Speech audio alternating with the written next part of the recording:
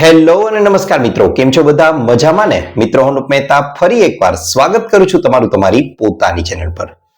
મિત્રો, આજના આ યુગમાં તમે લોકો જોયું હશે કે ઘણા બધા લોકોના લગ્ન જ્યારે થાય છે પછી દરેક દંપતી ઈચ્છે છે કે પોતાને સંતાન પ્રાપ્તિનું સુખ મળે, પરંતુ દરેક વ્યક્તિ છે તેમને આ સુખ આજકાલના યુગમાં નથી મળી શકતું.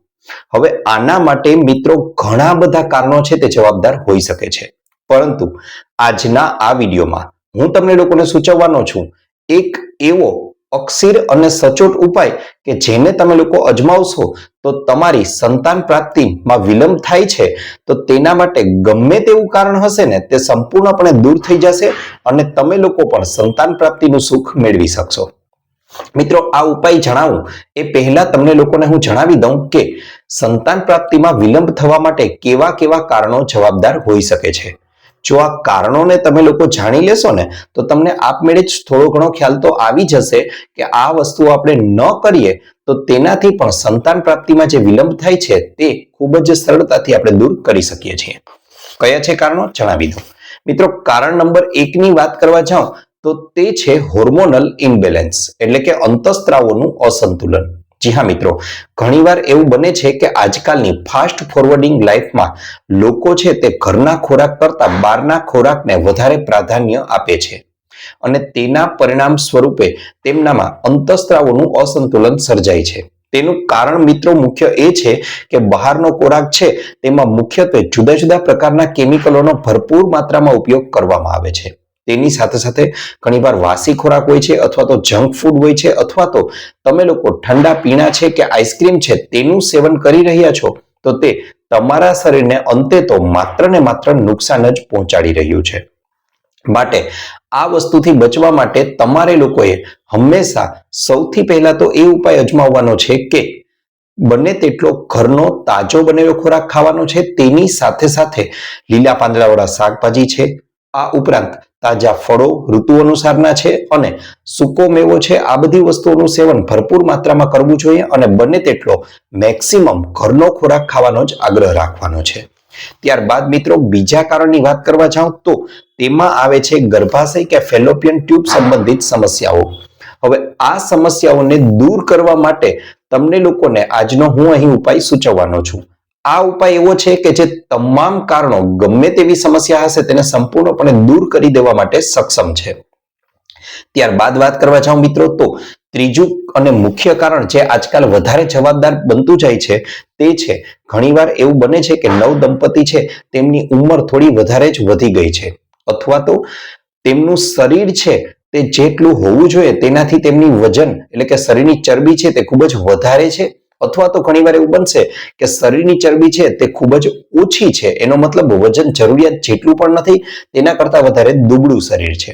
ઘણીવાર આ સિવાય મિત્રો પીસીઓડી એટલે કે પોલિસિસ્ટિક ઓવેરિયન સિન્ડ્રોમ એટલે કે પીસીઓએસ પોલિસિસ્ટિક ઓવેરિયન ડિઝીઝ આ પ્રકારની સમસ્યા હોય છે. ઘણા લોકોને થાઇરોઇડની સમસ્યા હોય છે અથવા ઘણા લોકો એવા છે કે જે વધારે પડતો વ્યાયામ કરે છે. ઘણા લોકો એવા છે કે જેમને વધારે પડતું ધૂમ્રપાન કરવાની આદત પડી ગઈ છે. તો તે લોકો પણ આ પ્રકારે સંતાન પ્રાપ્તિમાં વિલંબની સમસ્યા છે તે અનુભવી રહ્યા છે. હવે મિત્રો આ તો વાત થઈ એવા કારણોની કે જેના કારણે સંતાન પ્રાપ્તિમાં વિલંબ થવાની શક્યતાઓ ખૂબ જ વધારે વધી જાય છે. હવે પ્રશ્ન એવો થાય કે આના ઉકેલ રૂપે શું કરવું? તો અહીં જણાવેલા કારણો છે તેમાંના અમુક કારણો આપણે જાતે જ નિયંત્રિત કરી શકીએ છીએ. જેમ કે બહારનો ખોરાક ન ખાવો જોઈએ, ઘરનો તાજો બનેલો ખોરાક ખાવો જોઈએ. તેની સાથે સાથે તમને જણાવ્યું એ પ્રમાણે કે રોજનું અમુક યોગાભ્યાસ કરવો જોઈએ, અમુક વસ્તુઓનું સેવન કરવું જોઈએ કે જેથી તમને ફાયદો થશે. હવે કઈ કઈ વસ્તુઓ કરવાની છે સૌથી પહેલા એ જણાવી દઉં. મિત્રો, જે લોકો ઈચ્છે છે કે પોતાને પણ સંતાન પ્રાપ્તિનું સુખ મળે તે લોકોએ, પછી એ પુરુષ હોય કે સ્ત્રી હોય, બહેન હોય કે ભાઈ હોય, બંને વ્યક્તિઓએ રોજે રોજ વહેલી સવારે ઉઠી અને 1 ગ્લાસ ગરમ પાણી, ગરમ એટલે નવશેકું કે જેને સરળતાથી પી શકાય તેવું પાણી પી અને ત્યારબાદ ભૂખ્યા પેટે જ તમારે લોકોએ અડધી કલાક ઓછામાં ઓછી, જી હા મિત્રો યાદ રહે, ઓછામાં ઓછી અડધી કલાક અને યાદ રહે આ વસ્તુમાં નિયમિતતા ખૂબ જ વધારે જરૂરી છે. તમે 2 દિવસ કરો છો અને 2 દિવસ નથી કરતા ફરી પાછું 2 દિવસ કરશો તો તમને પરિણામ નહીં મળે. તમારે રોજે રોજ નિયમિતતા મુજબ જ હંમેશા હું જે વસ્તુ જણાવું છું એ કરવાની છે. સૌથી પહેલું તો છે અનુલોમ વિલોમ. જી હા મિત્રો, તમારે લોકોએ રોજે રોજ અડધી કલાક અનુલોમ વિલોમનો અભ્યાસ કરવાનો છે. તેની સાથે સાથે તમે લોકો 2 થી 3 મિનિટથી શરૂ કરી અને ધીમે ધીમે આગળ વધવાનું છે અને અડધી કલાક સુધી લઈ જવાનું છે અને રોજે રોજ કપાલભાતિ છે તેને કરવાનું છે. હવે અનુલોમ વિલોમ અને કપાલભાતિ કેમ કરવા તેના જોવા માટેનો વિડીયો હું અહીં ડિસ્ક્રિપ્શન બોક્સમાં તેની લિંક આપી દઈશ. આપ તેમાં જઈ અને જોઈ શકો છો અને તે મુજબ તે કરવાના છે. તેની સાથે સાથે રોજના ઓછામાં ઓછા તમારે લોકોએ 15 થી 20 જેટલા સૂર્ય નમસ્કાર કરવાના છે. આ ઉપરાંત મિત્રો વાત કરવા જાઉં તો તમે લોકો તેની સાથે સાથે જો તમારું શરીર સપોર્ટ કરતું હોય તો તમે લોકો સર્વાંગાસન છે તેવા આસનો પણ કરી શકો છો. આ ઉપરાંત મિત્રો વાત કરવા જાઉં તો તમારે લોકોએ જુદા જુદા પ્રકારના અન્ય પ્રાણાયામ છે, જેમ કે ભ્રામરી પ્રાણાયામ છે, તિતલી આસન છે, આવા બધા પ્રકારના કસરતો છે તે કરવી જોઈએ. ટૂંકમાં કહું ને તો અહીં જણાવેલી કસરતો છે તેમાં કપાલભાતિ અને અનુલોમ વિલોમ ફરજિયાત છે. તેની સાથે સાથે તમને લોકોને મનગમતા કોઈ પણ પ્રાણાયામ કે કસરત છે તેનો તમારે લોકોએ 25 થી 35 મિનિટ સુધી આ સિવાય અભ્યાસ કરવાનો છે. મિત્રો, તેનાથી તમારા શરીરમાં જબરજસ્ત ફાયદાઓ જોવા મળશે. યાદ રહે, એક ધારું જ્યારે 6 મહિના સુધી આનો અભ્યાસ કરશો ને મિત્રો, યાદ રહે થોડો સમય લાગશે પણ ચોક્કસથી તમને તેનું રિઝલ્ટ મળશે, તેનું પરિણામ મળશે.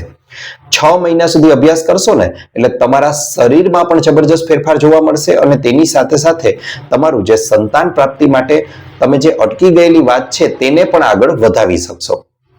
હવે મિત્રો આગળ વાત કરવા જઈએ તો આ ઉપરાંત આપણે લોકોએ કઈ કઈ વસ્તુઓ છે તેની તકેદારી રાખવાની છે તો હવે તમને એ જણાવી દઉં.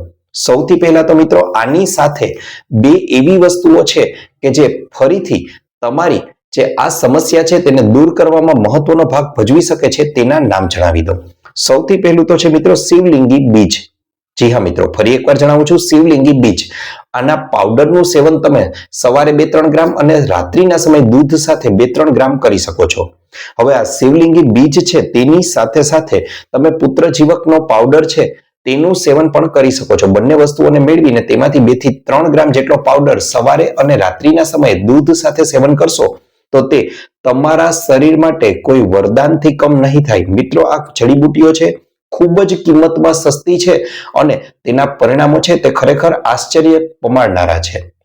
આ ઉપરાંત મિત્રો તમને જણાવી દઉં કે અનુલોમ વિલોમ અને કપાલભાતિ આ એવા આસનો, એવી કસરતો, એવા પ્રાણાયામ છે કે જેને તમે લોકો કરશો એટલે શરીરમાંથી માત્ર આ તમારી સમસ્યાઓને જ દૂર નહીં કરે પરંતુ તમારું શરીર ફરીથી યુવાન બનાવી દેશે. તેની સાથે સાથે સામાન્યમાં સામાન્ય શરદીથી માંડી અને કેન્સર જેવી બીમારીઓને પણ દૂર કરવા માટે અનુલોમ વિલોમ અને કપાલભાતિ જેવી જે કસરતો છે તે અક્ષીર સાબિત થઈ ચૂકેલી છે. ઘણા લોકોએ આના દ્વારા ઘણી બધી સમસ્યાઓને દૂર કરેલી છે. માટે આને તમે લોકો પણ અપનાવશો તો તમને લોકોને પણ ઘણો ફાયદો આના દ્વારા જોવા મળશે. હવે મિત્રો આગળ વાત કરવા જાઉં તો હંમેશા તમારા જીવનમાં એક નિયમિતતા લાવવાની જરૂર છે. ખાસ કરીને બહેનોને મિત્રો જણાવી દઉં તો આ આસનો છે અને યોગાભ્યાસ છે તેમનો માસિકના સમય દરમિયાન તેમને પ્રયોગ ન કરવો જોઈએ. સાથે સાથે જે બહેનો કે માતાઓને હાઈ બ્લડ પ્રેશરની સમસ્યા છે અથવા હાર્ટ રિલેટેડ કોઈ સમસ્યા છે તો તેમને લોકોએ સર્વાંગાસન જેવી કસરતો ન કરવી જોઈએ. તેની થોડી તકેદારી રાખવી જોઈએ. મિત્રો, આ ઉપરાંત મેં તમને જણાવ્યું એ પ્રમાણે તમારા જીવનમાં એક નિયમિતતા લાવવી જોઈએ. જેમ કે સવારે ઉઠવાનો સમય, રાત્રિના સમયે સુવાનો સમય, આને ફિક્સ કરી દો. તેની સાથે તમારું સવારનું, બપોરનું કે રાત્રિનું ભોજન લેવાનો સમય છે તેનો સમય પણ કોઈ નિશ્ચિત કરી દો અને તે સમય દરમિયાન તમારો ખોરાક લેવાનો જે સમય છે તેને ફિક્સ કરી દેવાનો છે. તેનાથી તમારા જીવનનું રૂટીન છે એ બંધાઈ જશે અને તમારી જે નેચર સાથેની ક્લોક, કુદરત સાથેની ઘડિયાળ છે તે જોડાઈ જશે. આ ઉપરાંત દિવસમાં પૂરતી ઊંઘ લો. અગાઉ જણાવ્યું એ પ્રમાણે ઘરનો ખોરાક જ ખાવાનો આગ્રહ રાખો. જંક ફૂડને બને તેટલું અવોઇડ કરો. સોફ્ટ ડ્રિંક્સ છે, આઈસ્ક્રીમ્સ છે, આ વસ્તુઓને અવોઇડ કરશો તો તમારી જે સંતાન પ્રાપ્તિને લગતી સમસ્યા છે ને મિત્રો, એ જડ મૂળમાંથી દૂર થઈ જશે ઘરે બેઠા જ અને તમે લોકો સંપૂર્ણપણે સ્વસ્થ બની જશો અને સરળતાથી તમે લોકો સંતાન પ્રાપ્તિનું સુખ છે તે મેળવી શકશો.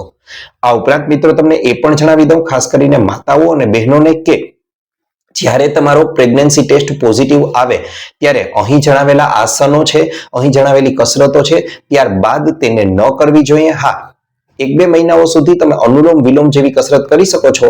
આ સિવાય કપાલભાતી છે તેને તો તમે પ્રેગ્નન્સી ટેસ્ટ પોઝિટિવ આવે છે પછી ન જ કરવું જોઈએ. આ સાથે સાથે તમારે લોકોએ અન્ય હળવી કસરતો જેમ કે વોકિંગ છે એ કરી શકો છો. બાકી અન્ય કોઈ ભારે કસરતો છે તેને કરવાનો આગ્રહ ન રાખવો જોઈએ. તો મિત્રો આ તો હતો અમારો આજનો વિડીયો.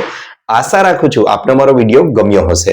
જો મિત્રો વિડીયો ગમ્યો હોય તો વિડીયોને લાઈક કરજો, ચેનલને સબસ્ક્રાઇબ કરજો આવા અન્ય વિડીયો મેળવવા માટે. ઉપરાંત આપને પણ હેલ્થ સંબંધિત અન્ય કોઈ પણ સમસ્યા હોય, બ્યુટી સંબંધિત સમસ્યા હોય તો એ પણ કોમેન્ટ બોક્સમાં કોમેન્ટ કરી જણાવજો. અમે તેને અનુરૂપ પણ નવા વિડીયો લાવવાનો પૂરતો પ્રયાસ કરીશું. આપનો ખૂબ ખૂબ આભાર.